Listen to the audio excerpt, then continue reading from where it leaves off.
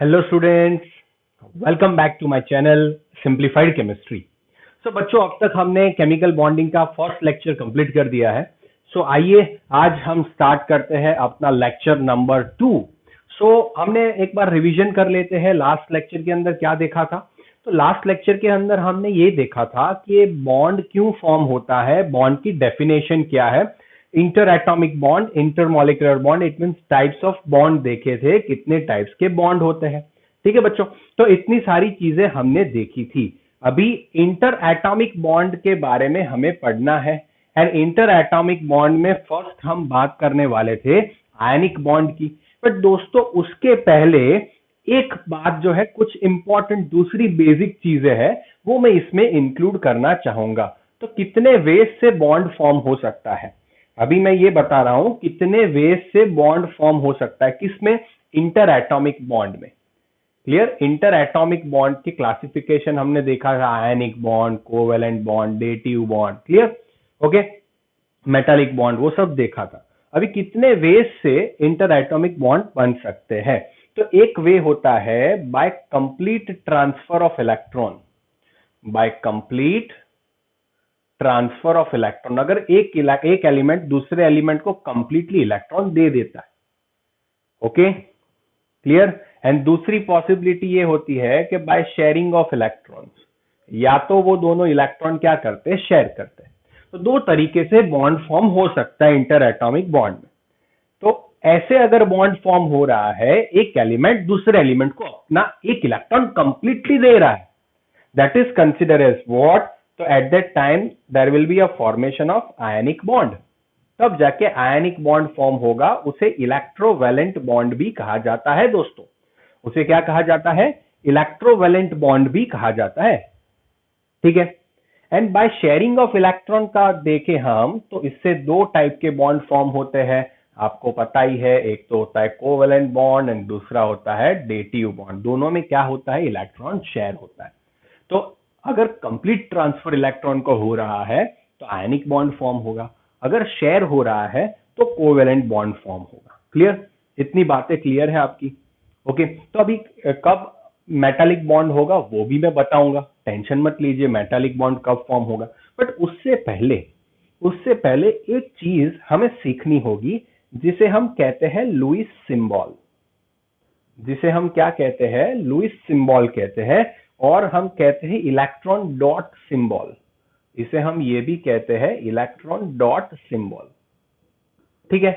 तो ये Lewis symbol क्यों नेसेसरी है, क्योंकि जब हम आगे ये चैप्टर में जाएंगे तब ये बहुत ही इंपॉर्टेंट है, तो इसलिए हम पढ़ रहे हैं। That is Lewis symbol.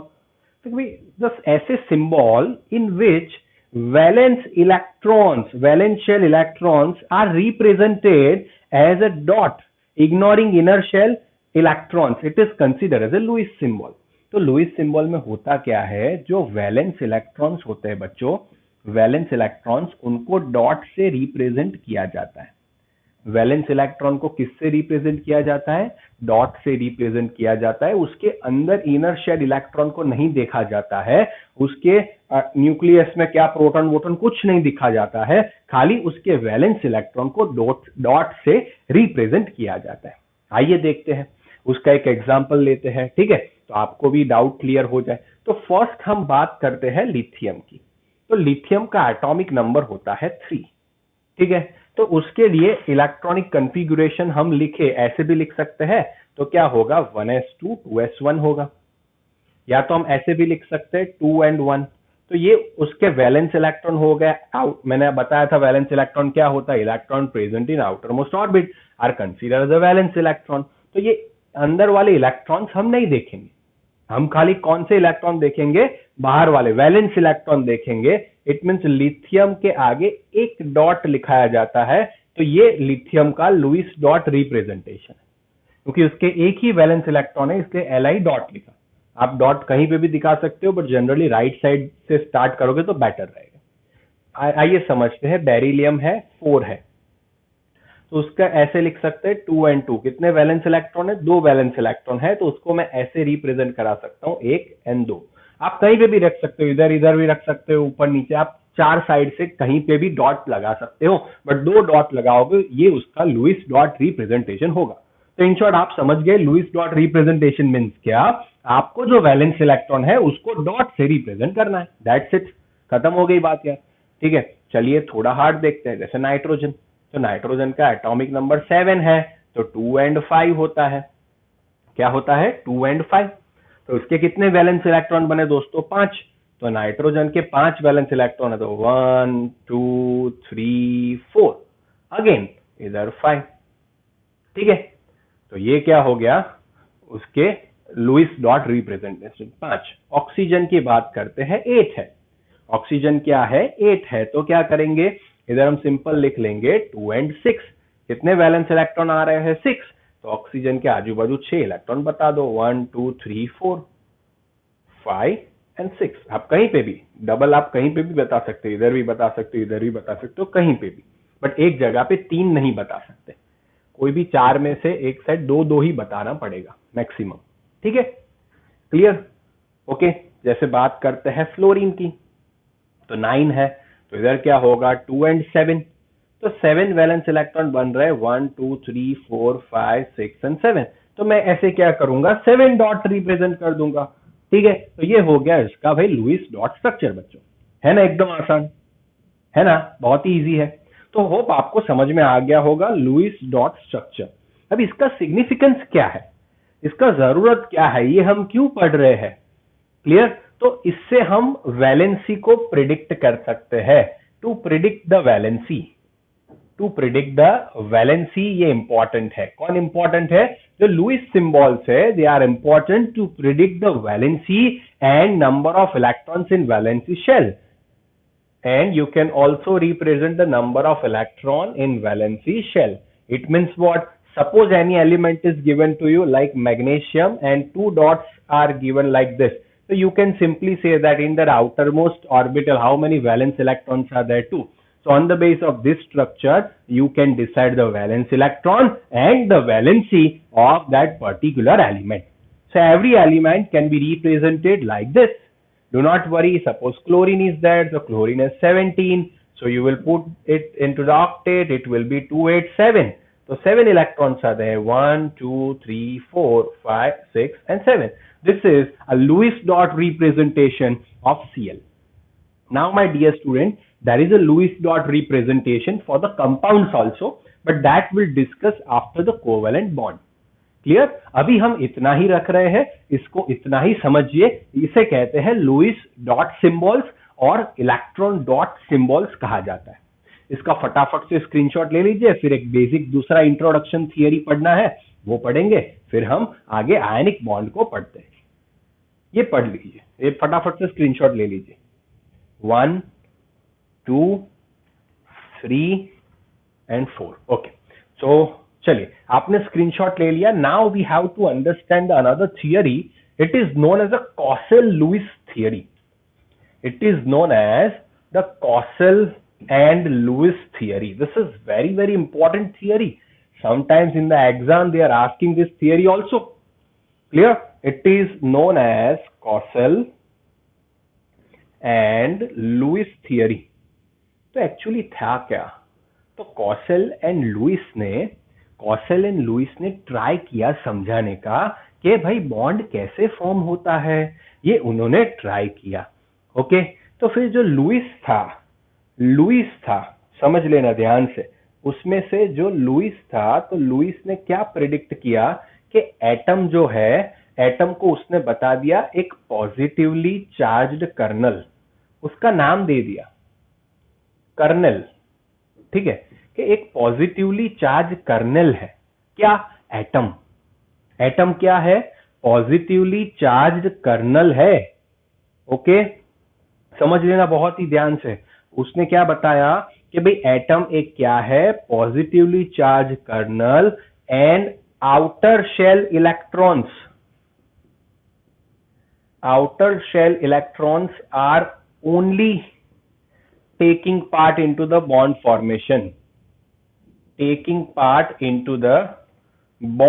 Formation, बराबर? ये बहुत ही इंपॉर्टेंट वाली बात बता दी। Okay, clear. एंड वो मैक्सिमम कितने होंगे, तो मैक्सिमम 8 ही होंगे, ऑक्टेट कंप्लीट हो जाएगा तो 8 से ज्यादा तो वैलेंस इलेक्ट्रॉन नहीं होंगे, सिंपल बात है। तो फिर से बता रहा हूं, उन्होंने क्या बताया, एटम को एक पॉजिटिवली चार्ज कर्नल बता दिया। पॉजिटिवली चार्ज कर्नल में उन्होंने क्या बताया कि जो इनर शेल के इलेक्ट्रॉन्स है, इनर शेल के इलेक्ट्रॉन्स प्लस न्यूक्लियस को कंबाइनली उन्होंने क्या बताया, पॉजिटिवली चार्ज कर्नल। एंड उन्होंने ऐसा बताया कि भाई जो वैलेंस इलेक्ट्रॉन होते हैं वो अकोमोडेट होते हैं, वो भी मैक्सिमम 8 होते हैं, 8 से ज्यादा नहीं होते। तो उन्होंने क्या ड्रॉ किया, क्यूब जैसा बताया। एंड वो क्यूब के अंदर उन्होंने ऐसा इमेजिन करने को बोला कि आप इमेजिन करिए कि ये positively charge kernel, it means inner shell के इलेक्ट्रॉन्स एंड न्यूक्लियस ये क्यूब के अंदर है, एंड वैलेंस इलेक्ट्रॉन उसके सारे कॉर्नर्स पर अकोमोडेट हो सकते हैं, उसके सारे कॉर्नर्स पे अकोमोडेट हो सकते हैं। ठीक है, ये उन्होंने बताया, सिंपल बात, ये उन्होंने बताया। किसने बताया, लुईस ने बताया। तो इट मींस अगर सोडियम की बात करें तो सोडियम में क्या होगा कि भाई सोडियम का तो ऐसा होता है 281, तो ये 2 और 8 सब अंदर, उसको हमें रिप्रेजेंट नहीं करना है, उसके जो वैलेंस इलेक्ट्रॉन है वो कॉर्नर पे, कोई भी एक कॉर्नर पे डॉट कर दो। जैसे हम फ्लोरीन की बात करें तो फ्लोरीन 9 है, तो 2 एंड 7, तो वो 2 नहीं दिखाएंगे 7, बट 7 कॉर्नर को ऑक्यूपाई करना पड़ेगा, 4 5 6 7 ऐसे इलेक्ट्रॉन्स अरेंज होते हैं, उन्होंने ये बताया। एंड मैक्सिमम 8 ही इलेक्ट्रॉन आते हैं, एंड जैसे ही 8 इलेक्ट्रॉन गेन कर देता है वो अपना ऑक्टेट कंप्लीट कर देता है, ऑक्टेट क्या हो जाएगा, कंप्लीट कर देता है। तो इन्होंने ये बताया, कॉसेल एंड लुईस ने ये बताया कि ऑक्टेट रूल दिया। इन शॉर्ट आप ये कह सकते हो कि भाई 8 इलेक्ट्रॉन किसी को मिल जाएगा तो वो एक स्टेबल इलेक्ट्रॉनिक कन्फिगुरेशन फॉर्म कर देगा। कैसा, स्टेबल इलेक्ट्रॉनिक कन्फिगुरेशन, जो आगे हम ऑलरेडी पढ़ चुके हैं, स्टेबल इलेक्ट्रॉनिक कन्फिगुरेशन फॉर्म कर देगा। ओके, एंड इसे कहते हैं लॉ ऑफ ऑक्टेट। क्लियर, इसे ऑक्टेट रूल कहते हैं, जनरली लॉ ऑफ ऑक्टेट नहीं कहते, उसे ऑक्टेट रूल के नाम से जाना जाता है। ठीक है, वैसे आप टेक्स्ट बुक देखोगे तो टेक्स्ट बुक में ऐसा बताया है, यही रीजन मैंने आपको शॉर्ट में बताया, टेक्स्ट बुक में आप देखोगे ऐसा पता है, उसमें ऐसा फर्स्ट पॉइंट ऐसे दिया है कि अल्कली मेटल्स, वो भी बता देता हूं आपको, alkali metals in the periodic table and halogen metals, halogen non-metals in the periodic table are different।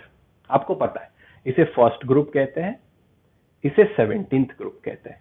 तो उनके बीच में क्या आता है, तो इनके बीच में क्या आता है, 18th ग्रुप आता है, जिसे हम कहते हैं नोबल गैसेस, क्लियर, और इनर्ट गैसेस कहते हैं 18th ग्रुप। तो उन दोनों के बीच में ये डिफरेंस होता है।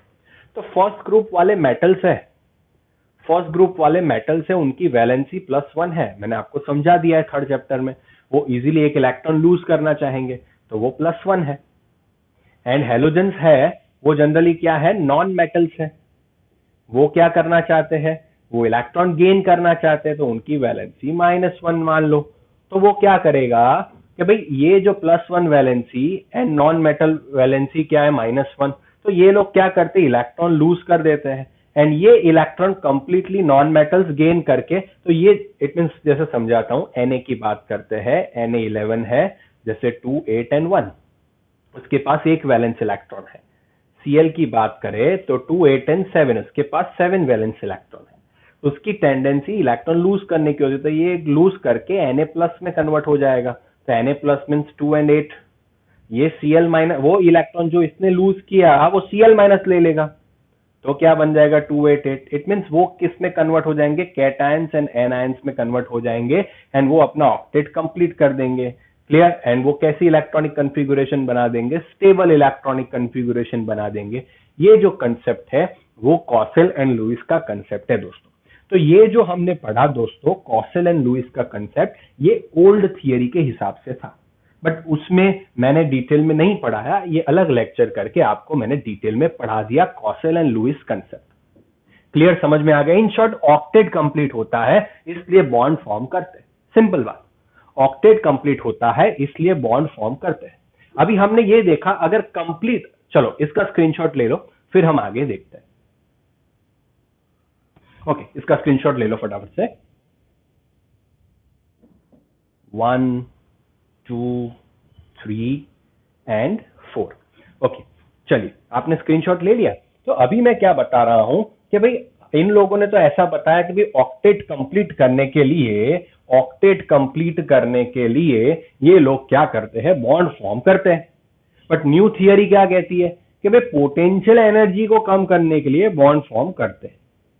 ठीक है, तो नेचर ऑफ बॉन्ड, अभी मान लो अगर वो इलेक्ट्रॉन, कंप्लीट इलेक्ट्रॉन ट्रांसफर हो रहा है, समझिएगा ध्यान से, कंप्लीट इलेक्ट्रॉन ट्रांसफर हो रहा है तो कौन सा बॉन्ड बनेगा, तो आयनिक बॉन्ड बनेगा।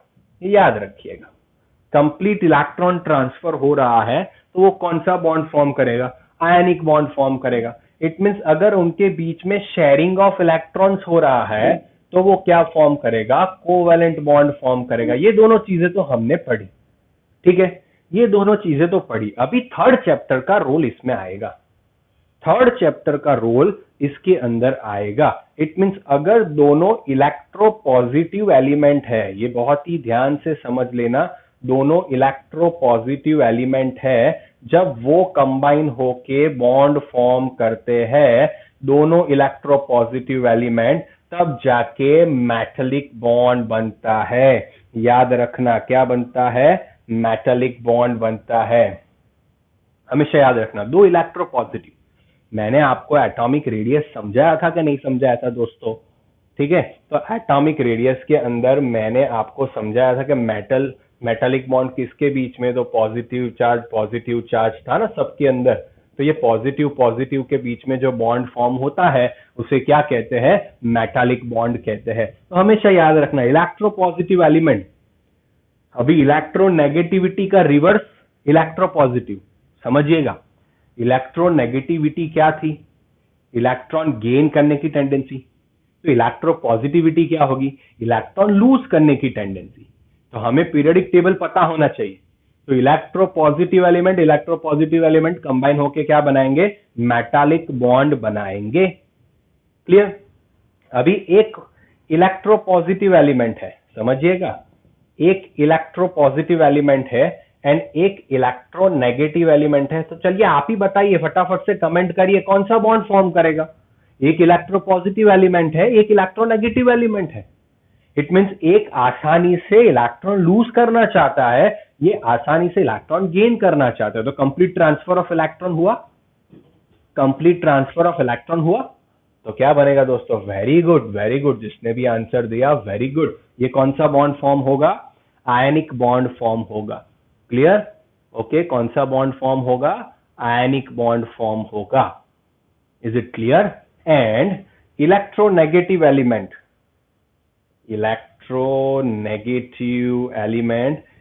इलेक्ट्रोनेगेटिव एलिमेंट दोनों इलेक्ट्रोनेगेटिव होंगे, तब जाके कोवेलेंट बॉन्ड बनेगा। क्योंकि इट मींस आप इसको शॉर्टली ऐसे कर सकते हो कि पॉजिटिव चार्ज के बीच में मेटालिक बॉन्ड बनेगा, पॉजिटिव नेगेटिव चार्ज के बीच में आयनिक बॉन्ड बनेगा, एंड नेगेटिव चार्ज के बीच में कोवेलेंट बॉन्ड बनेगा। क्योंकि कोवेलेंट बॉन्ड में इलेक्ट्रॉन नेगेटिव चार्ज होता है, इसकी वजह से इतने बॉन्ड बनेंगे। ये हमें इंटर एटॉमिक में पढ़ना है। आयनिक बॉन्ड कब बनेगा, अभी देखिएगा, ध्यान से समझिएगा इसको, कंसेप्ट को। आयनिक बॉन्ड कब बनेगा, जब electropositive element electronegative, it means वो पॉजिटिव नेगेटिव के बीच में क्या होता है, अट्रैक्शन फोर्स होता है। वो क्या होता है, अट्रैक्शन फोर्स होता है। ओके, अभी ये ट्रेंड आपको याद है, ठीक है। अभी मैं उसमें कुछ जोड़ देता हूं। हमें पता था लेफ्ट टू राइट जब हम जाते हैं पीरियोडिक टेबल में, इलेक्ट्रोनेगेटिविटी क्या होती है, इंक्रीज होती है, इलेक्ट्रोपॉजिटिविटी क्या होती है, डिक्रीज होती है। इतनी बात हमें पता है।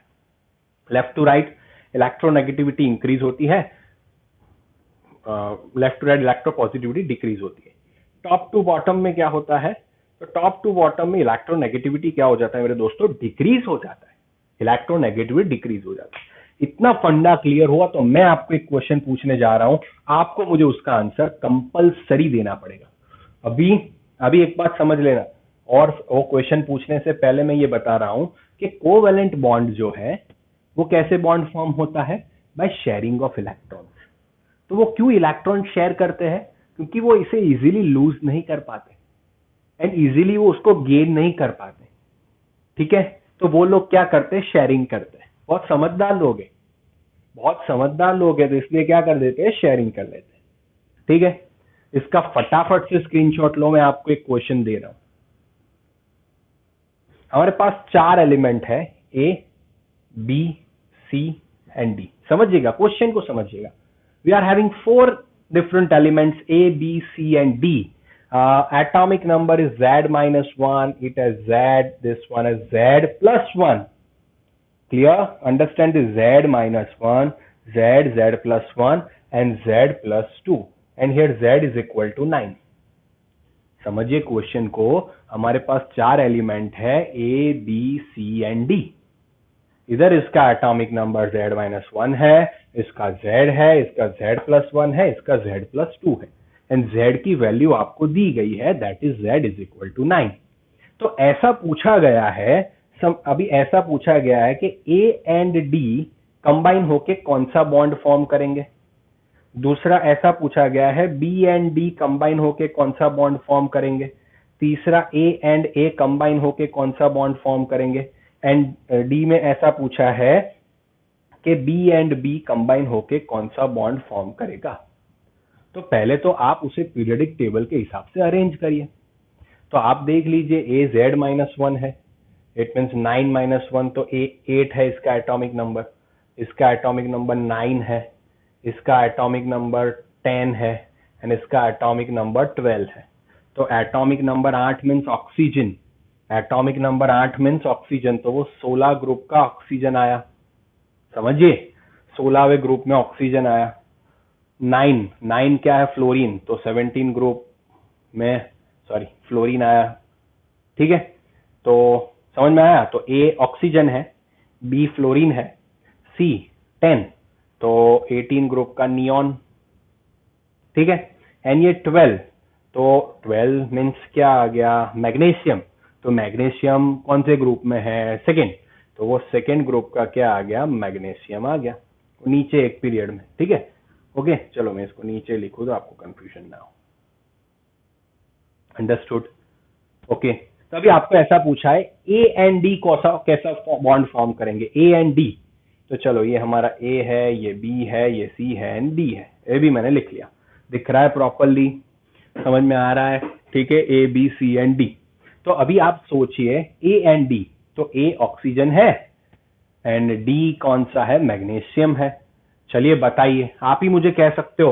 तो लेफ्ट टू राइट जा रहे हैं तो क्या हो रहा है, इलेक्ट्रोनेगेटिविटी इंक्रीज हो रहा है।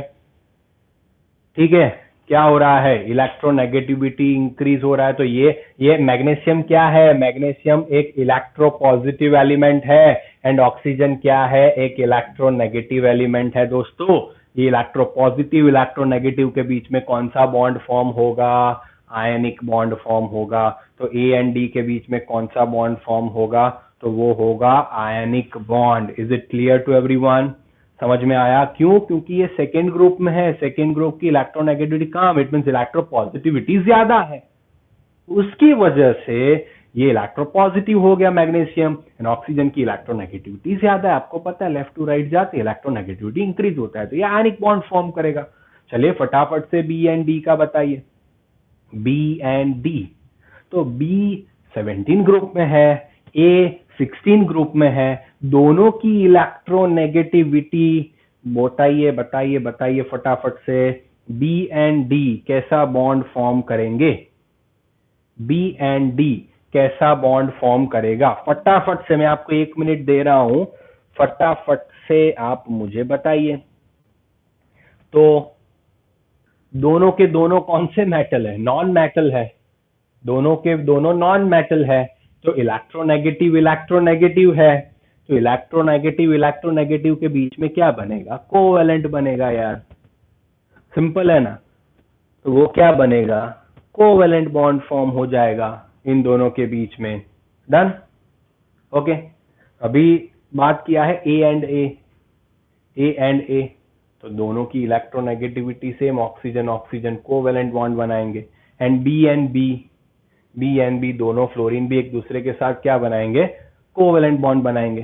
क्या आप कोई मुझे एक्सप्लेनेशन दे सकता है, कोई मुझे एक्सप्लेनेशन दे सकता है कि ये जो बोला है हमारे बी एंड डी, सॉरी, तो मैंने इधर ऑक्सीजन बताया आपको, बी एंड डी पूछा है, sorry, I am really very sorry. मैंने ए बी समझा, आपको क्वेश्चन समझिए, सॉरी, बी एंड डी, तो फ्लोरीन एंड मैग्नीशियम, तो फ्लोरीन की इलेक्ट्रोनेगेटिविटी सबसे ज्यादा, मैग्नीशियम की इलेक्ट्रोपॉजिटिव है, तो वो बी एंड डी क्या बनाएगा, आयनिक बनाएगा, कोवेलेंट नहीं बनाएगा। अगर ए बी पूछा होता तो कोवेलेंट बनता, इधर बी डी है, सॉरी वो देख लेना, चेंज कर देना। ओके, तो ये कोवेलेंट, ये कोवेलेंट, तो ये ऐसे क्वेश्चंस आपको पूछ लेते हैं, बहुत ही आसान से क्वेश्चन है यार, बहुत ही इजी से आप समझ सकते हो। ठीक है, फटाफट से इसका स्क्रीनशॉट ले लीजिए, फटाफट से इसका स्क्रीनशॉट ले लीजिए, तो आपको भी समझ में आ जाएगा। ठीक है, ओके, ले लिया, 1 2 3 and 4। Okay my dear students, तो हमने पर्टिकुलरली, ये भी एक बेसिक लेक्चर था, बेसिक लेक्चर की सारी चीजें, एमसीक्यू में कैसे कैसे क्वेश्चंस आते हैं, वो सारी चीजें हमने इधर पढ़ी। ठीक है, अब हम जाके स्टार्ट करने वाले हैं आयनिक बॉन्ड, क्योंकि ये बेसिक चीजें पढ़ना जरूरी था, इसलिए मैंने आपको पढ़ाया। अगर आपको सब कुछ समझ में आ गया हो तो फटाफट से कमेंट करिए कि सर मुझे सब समझ में आ गया है, एंड अगर नहीं आया है तो कमेंट करिए कि आपको क्या डाउट है, मैं आपको डेफिनेटली सॉल्व करा दूंगा। ठीक है बच्चे, ठीक है, तो अभी ये कर लीजिए, हम मिलते हैं आयनिक बॉन्ड के नेक्स्ट लेक्चर में। Till then take care, please work really hard.